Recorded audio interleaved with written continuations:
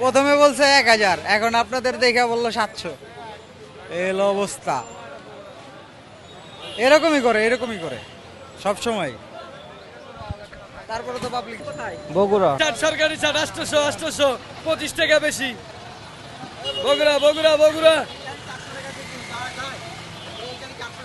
আনে গাড়ি তো নাই যাত্রী হইতে পাইলে পাইলাম, না পাইলে যেরকম পাবো এরকমই যাবো।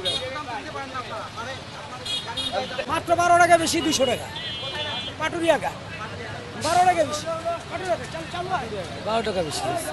আর ভিডিও করে হ্যাঁ,